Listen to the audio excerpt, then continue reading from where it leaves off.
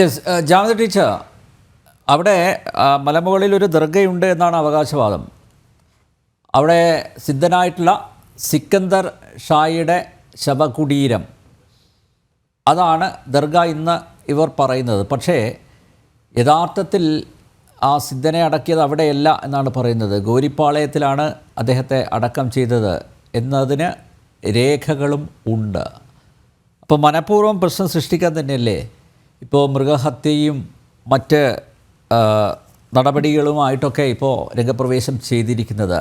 പൊതുവേ ഞാൻ അറിഞ്ഞത്, കാരണം ഞങ്ങളുടെ ഒരു ടീം അവിടെയുണ്ട്, ജനം ടി വിയുടെ ഒരു ടീം അവിടെ ഉണ്ട്. അവിടെ ഹിന്ദുക്കളും മുസ്ലിങ്ങളും, ടീച്ചറെ, ഹിന്ദുക്കളും മുസ്ലിങ്ങളും വളരെ സൗഹാർദ്ദപരമായിട്ടാണ് അവിടെ കഴിയുന്നത്.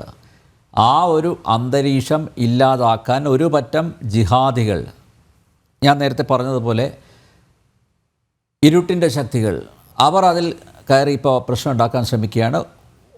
അവർ കൃത്യമായിട്ട് ഓരോ ഡേറ്റ് ഫിക്സ് ചെയ്താണ് ഇപ്പോൾ മുന്നോട്ട് പോയിക്കൊണ്ടിരിക്കുന്നത്. ഞെട്ടിപ്പിക്കുന്നത്, ഇവർക്ക് സ്ഥലം എംപിയുടെയും അതുപോലെ MLA-യുടെയും ഭരണകൂടത്തിൻ്റെയും പിന്തുണയുണ്ട് എന്നുള്ളതാണ്.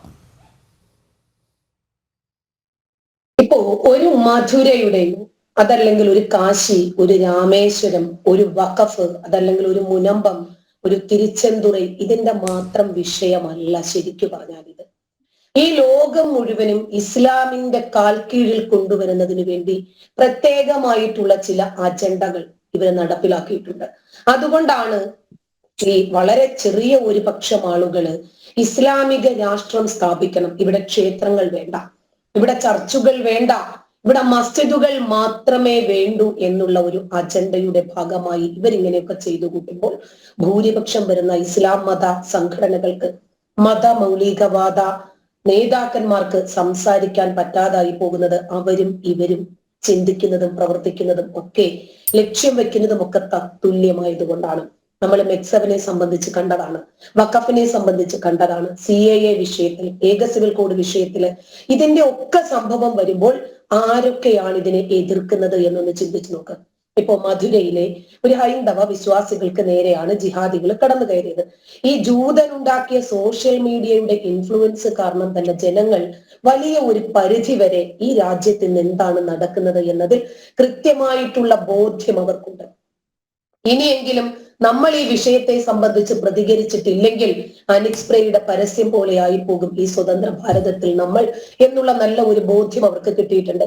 അതുകൊണ്ടാണ് തിരുപ്പരം കുണ്ട്ര മുരുകാക്ഷേത്രത്തിന് സമീപം ഇവര്, ഞങ്ങളുടെ വഖഫിന്റേതാണിത്, ഇത് ഞങ്ങളുടെ ഇസ്ലാമിക വൽക്കരിക്കാനുള്ള ഭൂമിയാണ്, ഇത് വഖഫിന്റെ സ്വന്തമായിരുന്നു വർഷങ്ങൾക്ക് മുമ്പ്, ഇവിടെ ഞങ്ങളുടെ ഏതോ ഒരു മുത്തപ്പൻ ചത്തിട്ടുണ്ട്, അവന്റെ പേരിലുള്ള ഒരു മക്ബറയാണ്, ശവകുടീരമാണ് ഇത് ദർഗയാണ് എന്നൊക്കെ പറഞ്ഞിട്ട് ഇവര് വരുന്നത് എന്തുകൊണ്ടാ? ഭരണകക്ഷിയുടെ പിന്തുണയുണ്ട്. നമ്മുടെ ഈ കേരളക്കരയിലും ഇത് തന്നെയാണ് നടക്കുന്നത്. പക്ഷെ അധികം ആളുകൾക്കും ഇതൊന്നും പറയാൻ ധൈര്യമില്ല എന്ന് മാത്രമേ ഉള്ളൂ.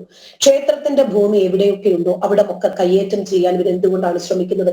ഹിന്ദുക്കൾ പാവങ്ങളാണെന്നും അവർ പ്രതികരിക്കില്ല എന്നും, ക്രിസ്ത്യാനികളാണെങ്കിലും ക്ഷമയുടെയും മറ്റുമൊക്കെ കാര്യം പറഞ്ഞ് സ്നേഹം, സഹനം, സഹായം, വിട്ടുവീഴ്ച ഇതൊക്കെ പറഞ്ഞിട്ട് ഇവരങ്ങ് മുന്നോട്ട് പോകുമെന്ന് പറഞ്ഞല്ലേ ഇവർ ഇത്രയും വളരാൻ കാരണം.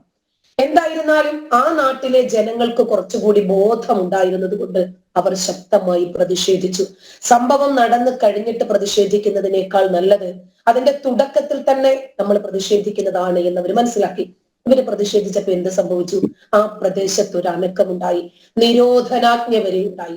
നിലവിൽ ക്ഷേത്രത്തിലേക്ക് രാഷ്ട്രീയ നേതാക്കൾക്കൊന്നും പ്രവേശനം അനുവദിച്ചിട്ടില്ലെങ്കിലും അവിടുത്തെ ജനങ്ങൾ തന്നെ പ്രതികരിക്കാൻ തയ്യാറായി. ഇപ്പൊ ഇവര് പറയുന്നത് ക്ഷേത്രം സ്ഥിതി ചെയ്യുന്ന മലയിലെ ഒരു സിക്കന്ദർ ദർഗ എന്ന പേരിൽ ഒരു ആരാധനാലയം ഉണ്ടായിരുന്നെന്നും അതിനി അവർക്ക് സ്ഥാപിക്കണമെന്നും അവിടെ മൃഗഹത്യ നടത്തണമെന്നും ഒക്കെയാണ് ഇവർ പറയുന്നത്. അതിനു വേണ്ടിയിട്ടാണ് ഇവർ ശ്രമിച്ചത്. അപ്പോഴും ഇവരെ ഇതിന് പ്രേരിപ്പിച്ച ഘടകം എന്താണ്? വെറും 2 വർഷം 1 വർഷം കൊണ്ടൊക്കെ ആയിരക്കണക്കിന് മെക്സെവന്റെ ബ്രാഞ്ചുകൾ ഈ കേരളത്തിലുടനീളം തുറന്നത് ഭരണപക്ഷം അറിയാതെയാണോ? പ്രതിപക്ഷത്തിന്റെ പിന്തുണ ഇല്ലാതെയാണോ? ഇവിടെയും അത് തന്നെയാണ് സംഭവിച്ചത്. ഭരണകക്ഷികൾ ഈ ജിഹാദികൾക്ക് പൂർണ്ണമായും കൂട്ടുനിൽക്കുന്നു. ഇപ്പൊ DMK-യുടെ MLA-മാർ ഈ ദർഗയിൽ എത്തുന്നു, അവരും ഇതിനോട്ട് പാർട്ടിസിപ്പേറ്റ് ചെയ്യുന്നു എന്ന യാഥാർത്ഥ്യമാണ് നമ്മൾ അറിയുന്നത്. ഇത് വിശ്വാസികളെ അവഹേളിക്കുക എന്നതിനോടപ്പുറം ഈ ചാഞ്ഞ കൊമ്പിൽ വീണ്ടും വീണ്ടും ചവിട്ടിക്കയറാൻ ശ്രമിക്കുക എന്ന് പറയില്ലേ, അതുപോലത്തെ ഒരു രീതിയാണ്. ഈ ക്ഷേത്രം വഖഫ് ഭൂമിയുടെ ഭാഗമാണ് എന്ന് പറഞ്ഞ് SDPI ഉൾപ്പെടെയുള്ള വർഗീയ സംഘടനകളുടെ അവകാശവാദവും ഉയർന്നു എന്ന് പറയുമ്പോൾ ഇതൊരു ഒറ്റപ്പെട്ട സംഭവമല്ല. ഒരാൾ ആദ്യം ഒരു ചെറിയ ശബ്ദം ഉണ്ടാക്കുന്നു, അതിനെ തുടർന്ന് പിന്നീട് എല്ലാവരും അത് ഏറ്റുപിടിച്ച് വലിയ രൂപത്തിൽ ഒരു പ്രതിഷേധമായി ബംഗ്ലാദേശ് മോഡലിൽ ഈ രൂപമാണ് ഇവർ ഉദ്ദേശിക്കുന്നത്. നൂറുകണക്കിന് ഭക്തരായിട്ടുള്ള ആളുകൾ ഒത്തുകൂടിയപ്പോൾ ഈ ക്ഷേത്രം സംരക്ഷിക്കണം എന്ന ആവശ്യവുമായിട്ട് ഹിന്ദു മക്കൾ എല്ലാം കൂടി കക്ഷി ചേർന്ന് കോടതിയെ സമീപിച്ചപ്പോൾ പ്രതിഷേധിച്ച BJP നേതാവ് രാജയ്ക്കെതിരെ പോലീസ് കേസെടുത്തു. ഇവരാകെ ചെയ്യുന്നത് ഇതാണ്. എനിക്കൊക്കെ എതിരെ എത്രയോ കേസുകൾ ചാർജ് ചെയ്തിരിക്കുകയാണ്. അതായത് നമ്മളെ ആശയം കൊണ്ട് പ്രതിരോധിക്കാൻ കഴിയില്ലെങ്കിൽ അടുത്തുള്ളതാണ് ആയുധം. ഈ സാഹചര്യത്തിൽ എന്തായിരുന്നാലും ഇവർക്ക് ഇപ്പോൾ ആയുധമൊന്നും എടുക്കാൻ കഴിയുന്നില്ല. അപ്പോൾ ഇവർ ആകെ എന്താ ചെയ്യുന്നത്? നമ്മളെ കേസിൽ കൊടുക്കുക. അപ്പൊ നമ്മളിങ്ങനെ അങ്ങോട്ടും ഇങ്ങോട്ടും ഒക്കെ ഓടിയും മറിഞ്ഞും ഒക്കെ നമുക്ക് കുറെ സമയം അങ്ങ് പോയി കിട്ടും, കുറെ സാമ്പത്തിക നഷ്ടമുണ്ടാക്കും. ഇത് നമ്മുടെ നാട്ടിലെ മാത്രം കാര്യങ്ങളല്ല. ഇപ്പൊ ചൈനയിൽ ഇവരെന്താ ചെയ്യുന്നത്? റോഡിൽ ഇവർക്ക് നമസ്കരിക്കണം, ഇവരെ താടി നീട്ടി വളർത്തണം, മീശ വേണ്ട, ഇവർക്ക് ബുർക്ക ധരിക്കണം, ഇവർക്ക് 5 നേരം നമസ്കരിക്കണം, പള്ളിയിൽ ഇങ്ങനെ വിളിച്ചു കൂവണം, എന്നിട്ട് ഉച്ചയും കുത്തി മറിയണം. അങ്ങനെ വന്നപ്പോൾ ചൈന ഇസ്ലാം മതം മാനസിക രോഗമാണ് എന്ന്, കാരണം അവർക്ക് തലയ്ക്കത് താളുതാമസം ഉണ്ടായിരുന്നു. എന്നിട്ട് ഇവിടെയുള്ള ചൈന ചങ്കാണ് എന്ന് പറയുന്ന ആളുകൾ, ചങ്കിലെ ചൈന ചതിക്കില്ല എന്ന് പറയുന്ന ആളുകൾ എത്ര കണ്ട് പ്രതിരോധിച്ച് നമ്മൾ കണ്ടു. മ്യാൻമാറില് മുസ്ലിം ഭീകരനെ കണ്ടാൽ കണ്ടടത്ത് വെച്ച് കൊന്നേക്കണം എന്നാണ് ഉത്തരവ്. മിക്കവാറും ഏതാണ്ട് 99% മുസ്ലിം പള്ളികളും മ്യാൻമാറിൽ തകർത്തു കഴിഞ്ഞു. കാരണം എന്താ? അവർ ഇതിന്റെ അനുഭവസ്ഥരാണ് ശരിക്കും. പക്ഷേ കേരളം മാത്രം ഇതുവരേക്കും പ്രതിരോധിക്കുന്നില്ല. ശക്തമായ രൂപത്തിൽ ഹിന്ദുക്കൾ ഏകോപിക്കുന്നില്ല. അവർക്കിടയിൽ തന്നെ പരസ്പരം മത്സരങ്ങൾ നടക്കുകയാണ്. ജപ്പാനിൽ എന്താണ് സംഭവിച്ചത്? ഇസ്ലാം എന്ന മതം തന്നെ നിരോധിച്ചു. ഇസ്ലാം പ്രചരിപ്പിക്കല് നിയമപരമായ കുറ്റമായിട്ടാണ് ചൈന എന്നത്. ഐക്യരാഷ്ട്രസഭയിൽ നിന്ന് ഉത്തരവ് നൽകിയിട്ട് പോലും ഒരൊറ്റ മുസ്ലിമിന് പോലും അഭയം നൽകാൻ ജപ്പാൻ നിരോധിച്ച കാരണം എന്താ? ഇവരെവിടെ കാലുകുത്തിയാലും ശരി, ഇവരുടെ തനി നിറം പുറത്തു കാണിക്കും. അതുകൊണ്ടാണ് ഇവരെവിടെയൊക്കെ കാലുകുത്തിയിട്ടുണ്ടോ അവിടമൊക്കെ ഇവർ സ്വന്തമാക്കാനും ഇവരുടെ ഈ മനോവൈകൃതങ്ങൾ ഇവരവിടെയൊക്കെ രേഖപ്പെടുത്താനും ശ്രമിച്ചിട്ടുണ്ട്. അങ്കോള എന്ന രാജ്യം, ഇസ്ലാം അവിടെ നാമം പോലുമില്ല, അവിടെ പറയാനും പാടില്ല. ഫ്രാൻസില് ഒറ്റ ദിവസം കൊണ്ട് തകർത്തത് 210 മസ്ജിദുകളായിരുന്നു. എന്തിന്റെ പേരിലാ? സാമുവൽ പാറ്റി എന്ന് പറയുന്ന അധ്യാപകൻ അഭിപ്രായ സ്വാതന്ത്ര്യത്തിന്റെ ക്ലാസ് എടുത്തുകൊണ്ടിരുന്നപ്പോൾ ഉടലും തലയും വേർപെടുത്തി. എന്നിട്ട് ഒരു 18 വയസ്സുകാരൻ ആ തലയും പൊക്കിപ്പിടിച്ച് സെൽഫി എടുക്കുക, എന്നിട്ട് സോഷ്യൽ മീഡിയയിൽ അയാൾ പോസ്റ്റ് ചെയ്യുക. ഓസ്ട്രേലിയ എന്ന രാജ്യത്ത് നമുക്കറിയാം എല്ലാ മുസ്ലിങ്ങൾക്കും നൽകിയിരിക്കുന്ന മുന്നറിയിപ്പ് എന്താണ്? മര്യാദയ്ക്ക് ഓസ്ട്രേലിയയിലെ നിയമം അനുസരിച്ച് ജീവിക്കണം, അതല്ലെങ്കിൽ 24 മണിക്കൂർ സമയം തരും, സ്ഥലം വിട്ടു, ഈ രാജ്യത്തിന് നിങ്ങൾ നിൽക്കണ്ട. ബ്രിട്ടൻ, ഇങ്ങനെ എല്ലാ രാജ്യങ്ങളും മുസ്ലിങ്ങൾ എന്താണ് അവരുടെ ഈ മത വിരോധം, അന്യമത വിരോധം, ജിഹാദി ടെൻഡൻസി എല്ലാവരെയും ഇല്ലാതാക്കണം. അതിനിവർക്ക് പല മാർഗങ്ങളുമുണ്ട്. ഒന്ന്, ഇവർക്ക് ബയോളജിക്കലി വളരാം, ഭീഷണിപ്പെടുത്തിയും പ്രലോഭിപ്പിച്ചും ഇവർക്ക് മറ്റവരെ ഇല്ലാതാക്കാം.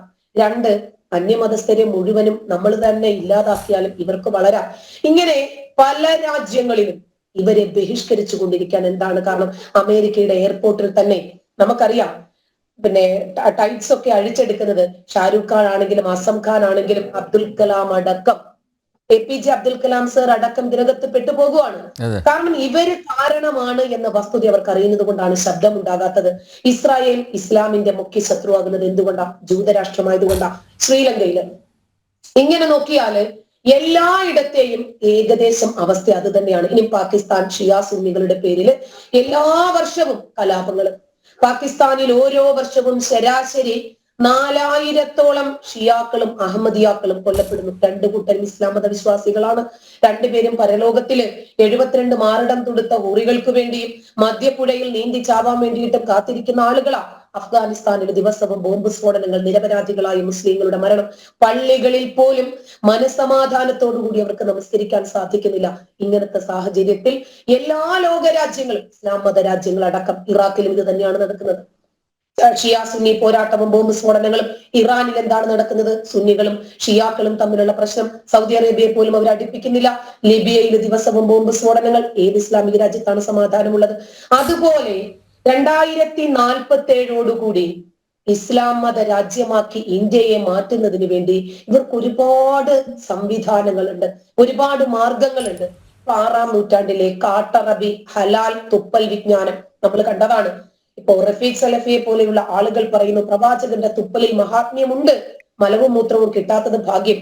ഒരു ഒരു നമ്മുടെ മുള്ളൂർക്കര മുഹമ്മദ് അലി സക്കാഫി എന്ന് പറയുന്ന ഒരു പണ്ഡിതൻ പ്രസംഗിക്കുന്നുണ്ട്, 14 വർഷത്തോളം നബിയുടെ മലവും മൂത്രവും ഒന്ന് കാണാൻ വേണ്ടി അനസ് എന്ന് പറയുന്ന പ്രവാചകന്റെ ഒരു അനുചരൻ പിന്നാലെ നടന്നു. അത് ഭൂമി വിഴുങ്ങിന്ന്.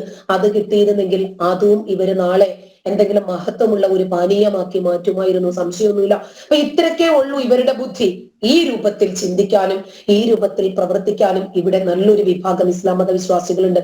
ഇടകലരരുത് എന്ന് പറഞ്ഞപ്പോൾ അത് ശരിയാണല്ലോ, ഞങ്ങൾ മതവിശ്വാസികളോടാണല്ലോ പറഞ്ഞത്, മുസ്ലിങ്ങളോടാണല്ലോ പറഞ്ഞത് എന്ന് പറഞ്ഞ് തള്ളിമറിക്കുന്ന മുസ്ലിങ്ങളെങ്കിലും അവരുടെ മക്കളെ ഇടകലരുന്നതിൽ നിന്നും വിട്ടുനിർത്താൻ പറ്റുമോ? സ്കൂളിൽ വിദ്യാഭ്യാസം വേണ്ട, ബസ്സിൽ ഒറ്റയ്ക്ക് പോകണ്ട, പുറത്തെങ്ങും പോകണ്ട, മക്കള് വീട്ടിലിരുന്നോട്ടെ, അഫ്ഗാനിലെ പോലെ വീട്ടിനകത്ത് ജനല് പോലും വേണ്ട, ഇവർക്ക് പറ്റുമോ? ഇപ്പോ ഭൂമി പരവതാനി പോലെയാണ് എന്ന് പറഞ്ഞതുപോലെ സൂര്യൻ ഭൂമിയെ ചുറ്റുന്നു, ശരി, ഓക്കെ.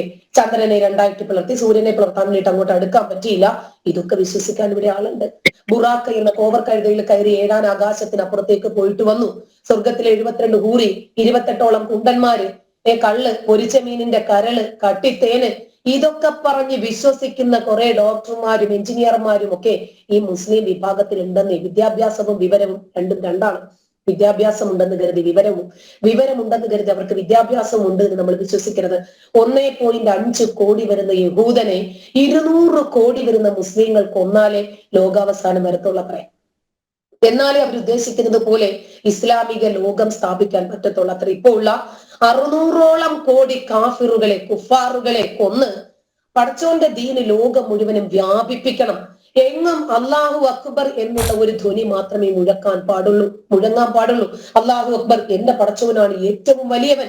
അങ്ങനെ പല രൂപത്തിലും ഇവർ ഇസ്ലാം മതവൽക്കരിക്കാൻ ശ്രമിക്കുന്നതിന്റെ ഭാഗമായി ഇവർ ചർച്ചുകൾ കയ്യേറും, ഇവർ ആ ക്ഷേത്രങ്ങൾ കയ്യേറും. എന്നിട്ട് ഇവർ പറയും ക്ഷേത്രങ്ങൾക്ക് പണം കൊടുക്കുന്നത്, എന്തെങ്കിലും പിരിവോ സഹായമോ ഒക്കെ കൊടുക്കുന്നത് വേശ്യാലയത്തിന് കൊടുക്കുന്നത് പോലെ. അപ്പൊ ഇവരുടെ ഉള്ളിലുള്ള കോൺസെപ്റ്റ് കണ്ടില്ലേ, ക്ഷേത്രങ്ങൾ എന്ന് പറഞ്ഞാൽ വേശ്യാലയമാണ്. എന്നിട്ട് ഇവരെന്ത് ചെയ്യും, ഒരു പൊതുവേദിയിൽ വരുമ്പോൾ ബാന്ധവ മാനവ സർവേ സ്വദേശ ഭുവനത്രയം, ഇതൊക്കെ ഇവർ പറയും.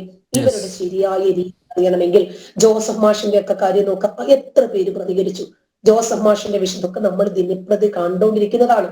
അപ്പൊ ഇങ്ങനെ പല വിഷയങ്ങളിലും ഇവരെല്ലാവരും, ഇസ്ലാം മതത്തിൽ ഒരുപാട് സംഘടനാ വിഭാഗങ്ങളുണ്ട്, ഒരുപാട് മതമൗലികവാദ പണ്ഡിതന്മാരുടെ, ഇവരെല്ലാവരും ആഗ്രഹിക്കുന്നത് ഈ സ്വതന്ത്ര ഭാരതത്തിൽ ഒരൊറ്റ ക്ഷേത്രം പോലും ഉയർന്നു നിൽക്കരുത്, ഒരൊറ്റ കാഫിർ പോലും ഉണ്ടാകരുത്, ഒരൊറ്റ ചർച്ച് പോലും ഉണ്ടാകരുത്, ഒരൊറ്റ ഭീകരനും ഇവരെ ആഗ്രഹിക്കാതിരിക്കുന്നില്ല. ഇവര് പറയും തലത്തില് ഞങ്ങൾ മതേതരന്മാരാണ്. ഏത് രൂപത്തിൽ മതേതരന്മാരാണ്? എന്റെ പടച്ചവൻ മാത്രം വലിയവൻ, എന്റെ പടച്ചവൻ അല്ലാത്ത ഒരു പടച്ചവനെ വിളിക്കുന്നവന്റെ കഴുത്തങ്ങ് കശാപ്പ് ചെയ്തേക്കണം. ഇതാണ് ഇവരുടെ രീതി.